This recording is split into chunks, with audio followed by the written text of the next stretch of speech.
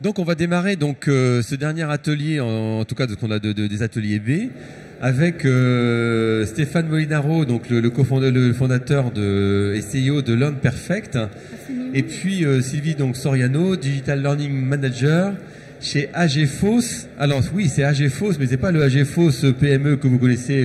Enfin, c'est une filiale ou une branche, mais CGM.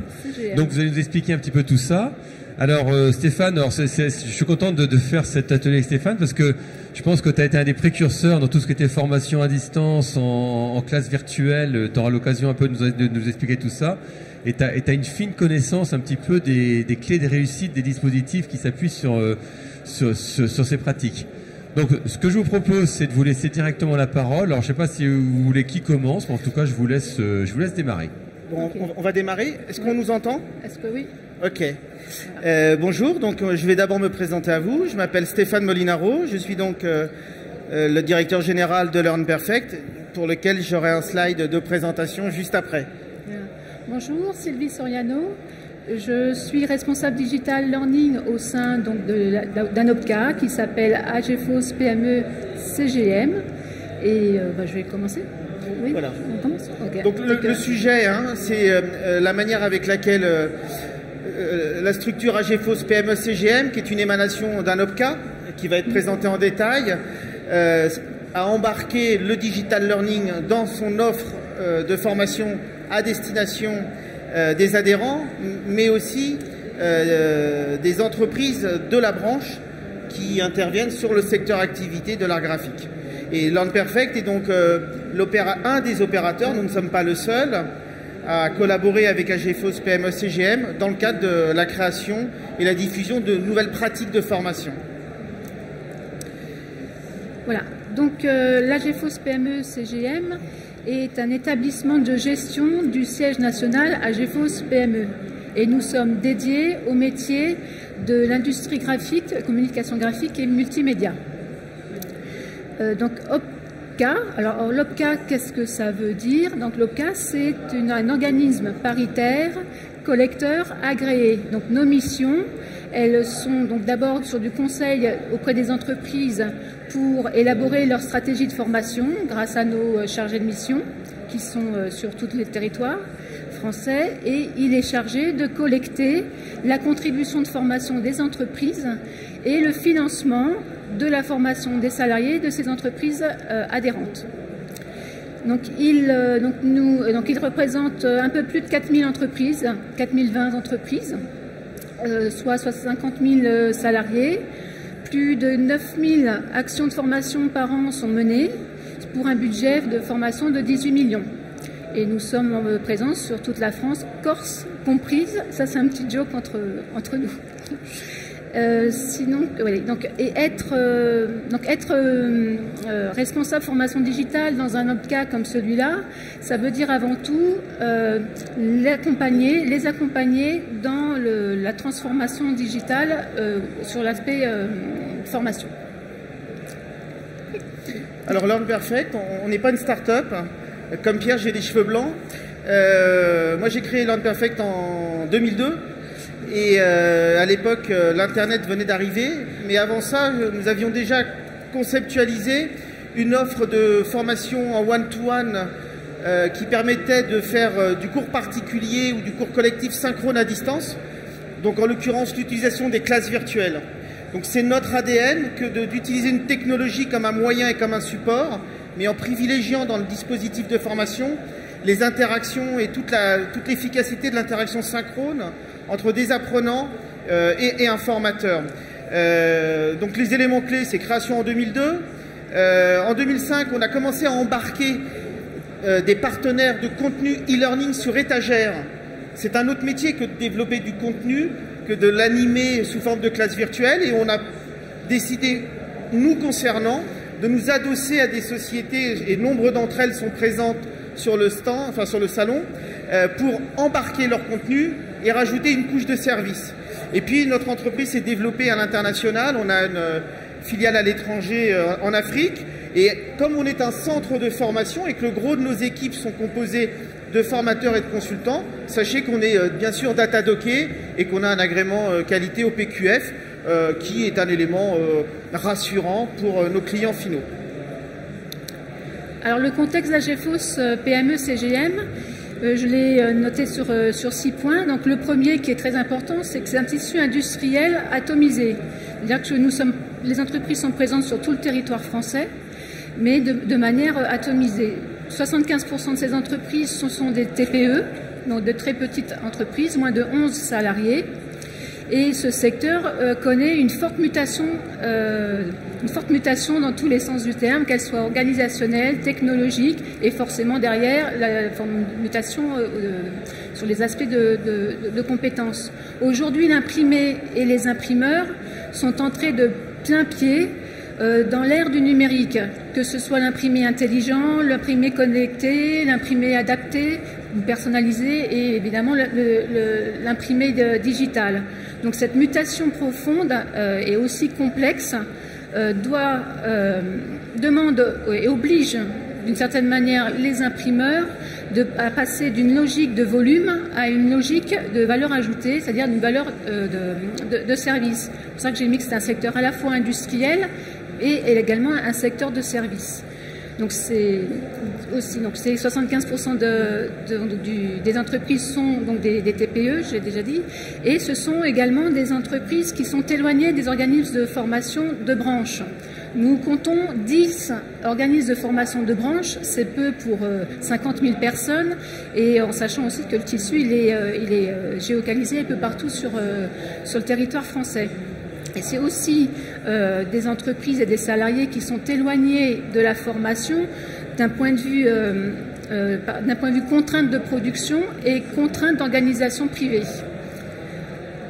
Enfin, par contre, ce qui est le point très positif, c'est que c'est un terrain propice au digital learning, du fait même de cette mutation technologique. Ils sont habitués donc au numérique, au digital, donc il n'y a pas cette appréhension.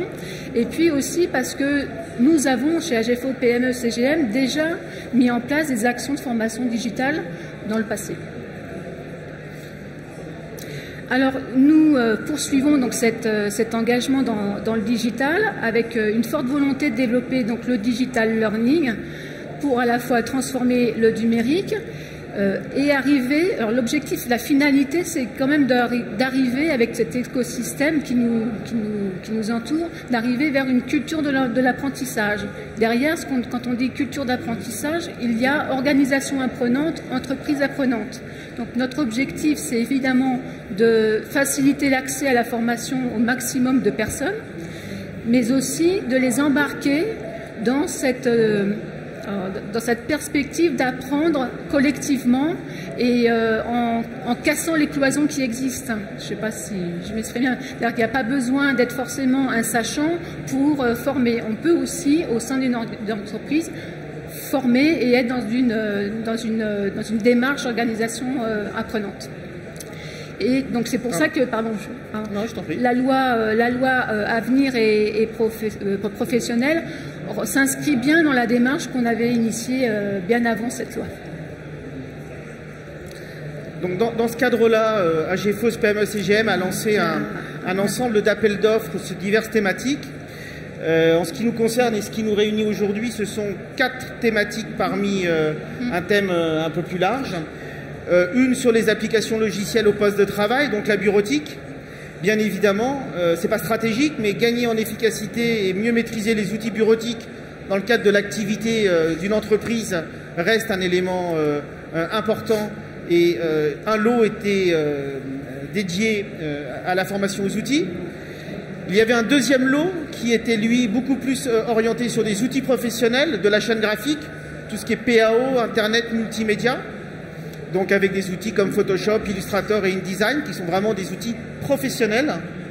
Un troisième lot sur les langues étrangères, vous voyez que c'est relativement transverse, parce que la demande d'AGEFOS PME CGM était bien de permettre à un nombre maximum de collaborateurs dans l'organisation de bénéficier d'un dispositif 100% à distance. Et un dernier lot orienté RH, avec 2 logiques de formation, un cursus de formation de formateur à l'aune du digital et un cursus de formation à la prise de fonction de tuteur au sens tutorat et alternance. Et là encore, il existe sur le marché des solutions digitales qui permettent d'outiller des salariés d'organisation via des approches online. Donc ce sont ces 4 grandes thématiques sur lesquelles nous accompagnons AGFOS PME CGM. Et ces 4 thématiques sont toutes les 4 construites globalement sur un trépied qui est composé de contenu sur étagère. On n'a pas développé de contenu spécifique dans le cadre de ces 4 lots. On est parti sur des ressources existantes d'éditeurs. Donc, sur tout ce qui était bureautique et PAO, on utilise les solutions d'Eleform, qui est une solution sous forme de tutoriel vidéo, de vidéo learning, on en parlera tout à l'heure. Sur la partie langues étrangères, on a fait le choix d'une solution qui s'appelle Alticia, une solution e-learning digital, pardon. Et puis sur les solutions RH, on est parti sur les solutions de C-Campus qui offrent deux MOOC, un sur la fonction de formateur et un sur la fonction de tuteur. Ça, ce sont les ressources. Accompagner aux ressources des cours en classe virtuelle, en visio-formation, principalement en cours particulier, mais aussi en cours collectif. L'idée est surtout de ne pas isoler l'apprenant sur un temps long, sur un parcours d'apprentissage où il serait globalement seul. Donc, la cahier des charges le demandait, et ça avait du sens, d'offrir dans un parcours intégré des solutions d'interaction synchrone entre un expert et le public. Et puis enfin, parce qu'on pense solution, des services de tutorat et de coaching et d'engagement, c'est-à-dire comment suivre un apprenant sur la durée pour s'assurer qu'il ne décroche pas et trouver toutes les clés motivationnelles et autres pour lui donner envie de continuer et d'aller, pourquoi pas, jusqu'à la certification. Donc voilà globalement comment ont été construites les 4 offres dont on vous parle aujourd'hui. Alors la visioformation, je ne sais pas si vous savez ce que c'est, mais en 2 minutes, on utilise une technologie de classe virtuelle et on peut, en point à point ou en multipoint, être en interaction synchrone avec son formateur à partir du moment où on a une device comme un ordinateur, un poste de travail ou même un mobile et une connexion Internet. Et donc on va reproduire le principe d'un cours en salle mais à distance. Donc c'est humanisé, c'est interactif, c'est avec un vrai formateur, c'est sur des jeux de questions-réponses et c'est quasiment du coaching en ligne. Et c'est ce principe-là, d'un point de vue pédagogique, qui va être le liant dans l'accompagnement du collaborateur. Et puis, les ressources, plusieurs formats, du vidéo learning avec les contenus d'Eleform. Ils ont un stand, vous pourrez voir leur contenu ou passer. Voilà. Ouais. Thibaut est ici, il représente Eleform. C'est une palette assez riche et des développements professionnels en matière d'image, des séquences très courtes. Hein. On est sur du micro-learning de quelques minutes. Ensuite, des approches plus classiques sous forme de didacticiel. Là, c'est la solution d'Alticia. Il faut se connecter à la plateforme. Il faut avoir du temps pour aller réaliser les exercices. Ces exercices sont enrichis perpétuellement. Et puis, une solution, celle de C-Campus, sur un principe de MOOC. C'est-à-dire où les ressources sont mises à la disposition. Vous avez des chemins fléchés. Vous pouvez aller chercher la thématique qui vous intéresse face à une situation professionnelle à laquelle vous êtes confronté. Donc, c'est une vraie boîte à outils pour formateurs ou pour tuteurs.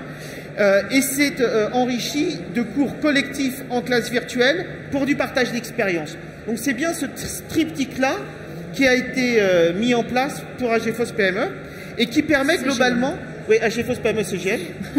Et qui permet donc cet accompagnement pas à pas tout au long du parcours avec des taux vraiment d'engagement qui sont quasiment de 100%.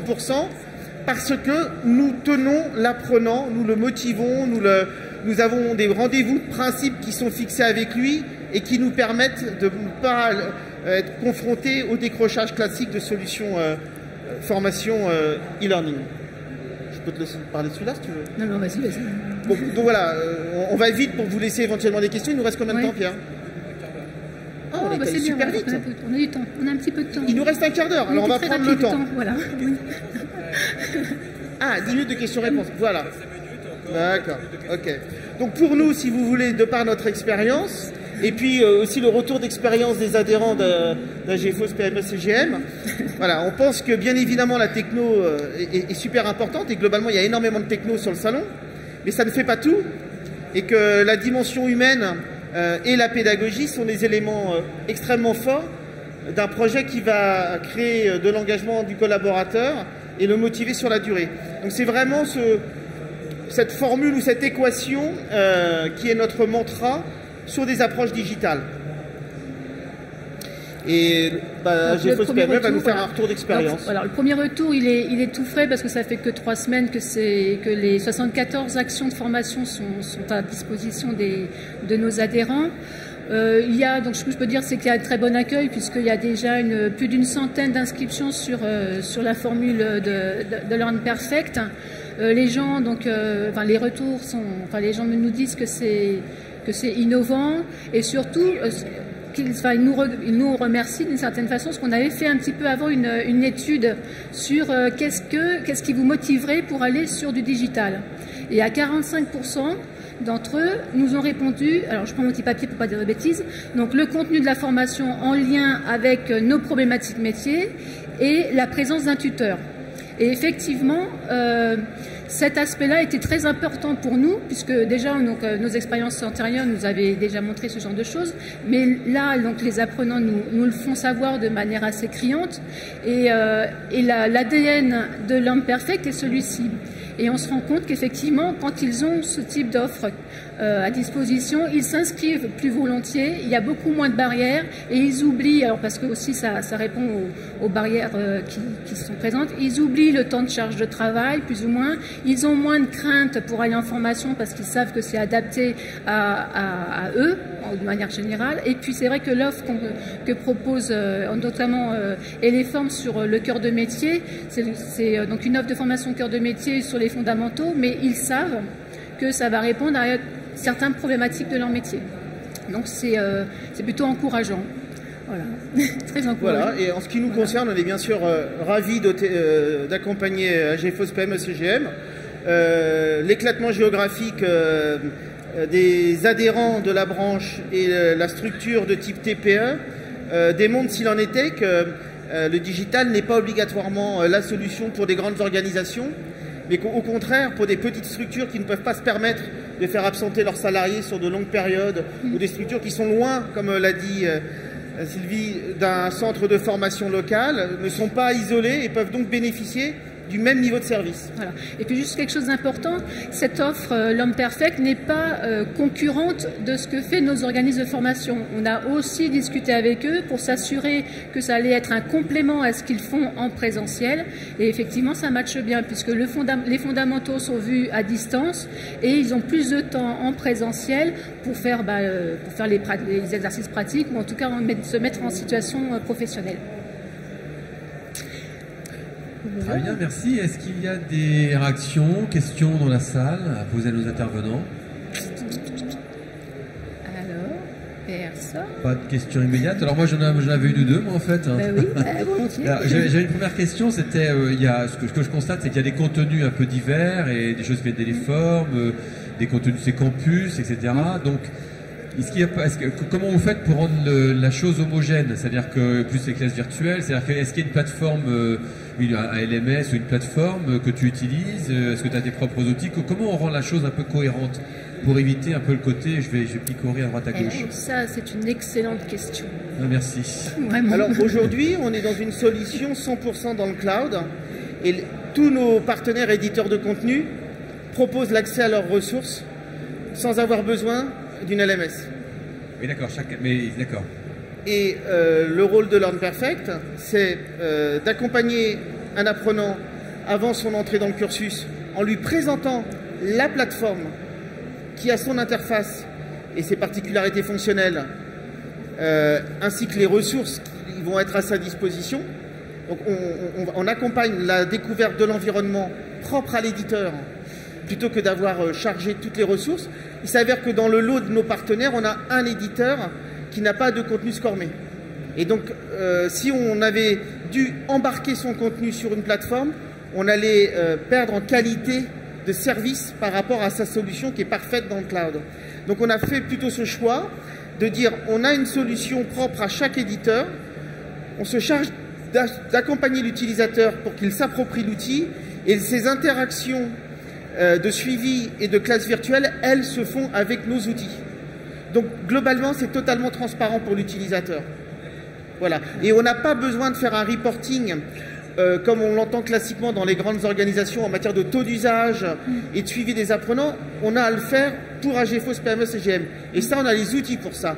Mais pour le patron de la TPE ou pour le salarié, on se satisfait largement de l'ensemble des fonctionnalités natives de chacun des éditeurs plutôt qu'une solution LMS qui peut-être nous aurait obligés à utiliser un standard moins riche dans certains cas que certains éditeurs. D'accord, ok, merci pour les précisions. Question? Monsieur là-bas.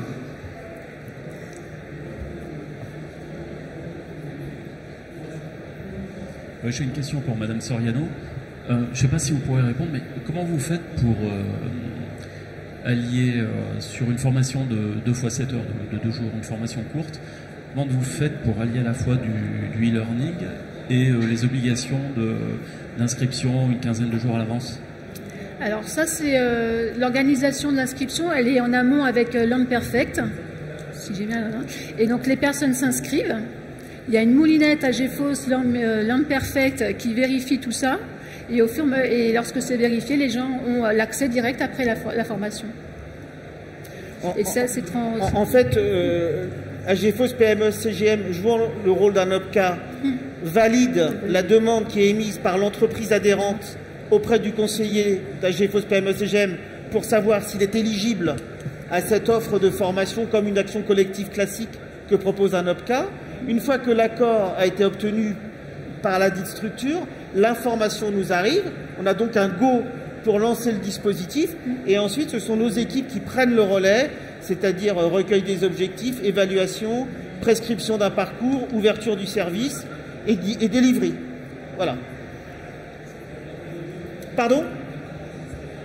Non, pas encore, non. Parce que l'accord de financement par l'OPCA est une condition sine qua non pour être bénéficiaire du dispositif de formation. Autre question?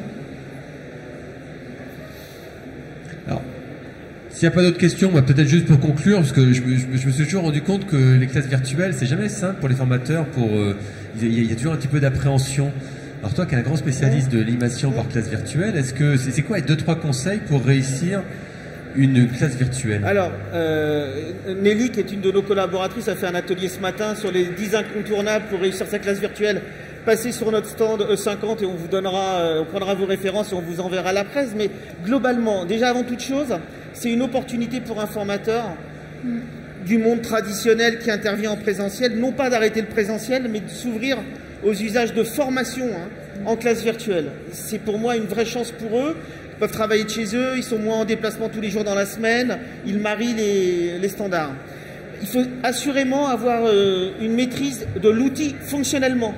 C'est pas très compliqué. En quelques heures, vous en faites la découverte, mais il faut que vous soyez à l'aise avec l'outil parce qu'autrement, le formateur va flipper.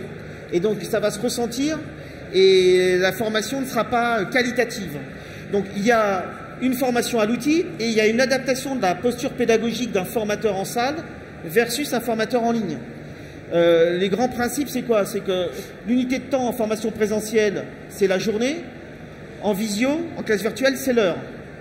Donc, il faut repenser le découpage pédagogique d'un programme qui peut être fait 100% en présentiel ou 100% en classe virtuelle, mais en le séquençant.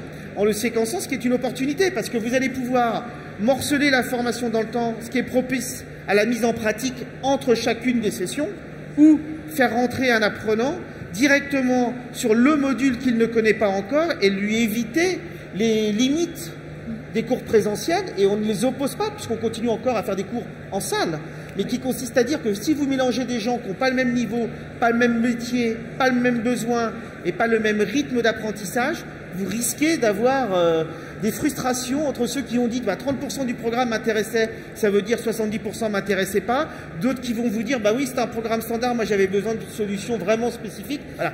Donc il faut se former à l'outil et il faut être formé à l'usage pédagogique.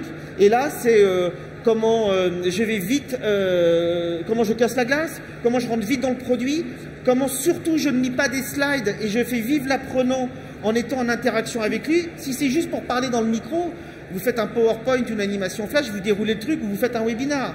Mais là, on parle bien de formation par classe virtuelle. Donc, c'est bien l'interaction formateur-apprenant. Donc différence entre webinar et une vraie classe virtuelle. Là, dans une classe virtuelle, ce sont les apprenants qui manipulent, les apprenants qui pratiquent. Le formateur va poser le cadre, donner quelques exercices. Et puis, en plus, il y a une pédagogie différente si vous êtes en cours particulier ou en cours collectif. En cours collectif, vous pouvez faire ce qu'on appelle des breaking sessions, c'est-à-dire vous faites des exercices, vous faites une présentation commune et vous faites travailler les gens en sous-groupe. Et après, vous les remettez ensemble. Alors qu'en cours particulier, c'est du coaching en ligne. Voilà. Et dernière chose, il faut qu'on mette à niveau quand même un minimum le formateur. C'est là où c'est parfois pas simple, pour qu'il soit en mesure d'aider techniquement un apprenant qui a une problématique de connexion. Parce que globalement, ça se passe très bien, mais il peut y avoir des problèmes de provider, des problèmes de poste. Donc il y a tout un process chez nous pour tester les ordinateurs avant. Il y a un support technique. Il ne faut pas que le formateur passe trop de temps à essayer de débrouiller 2 ou 3 apprenants, parce que là il va stresser, tout le monde, ceux qui attendent en ont marre, ceux qui n'arrivent pas à se connecter vont dire c'est naze, et là après vous ramez. Donc il faut vraiment avoir un peu d'organisation, désamorcer, et puis mettre à l'aise le formateur.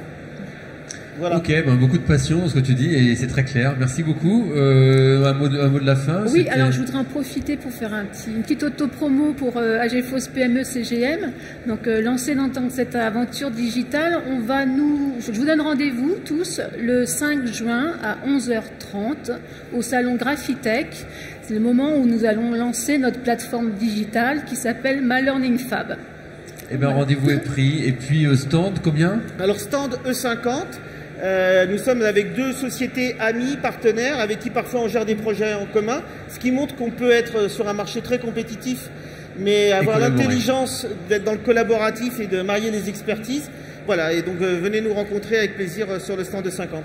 Merci, merci beaucoup à tous les deux. Et voilà, pour nous c'est terminé. Il y a d'autres conférences qui vont démarrer ici ou ailleurs. Merci de votre écoute.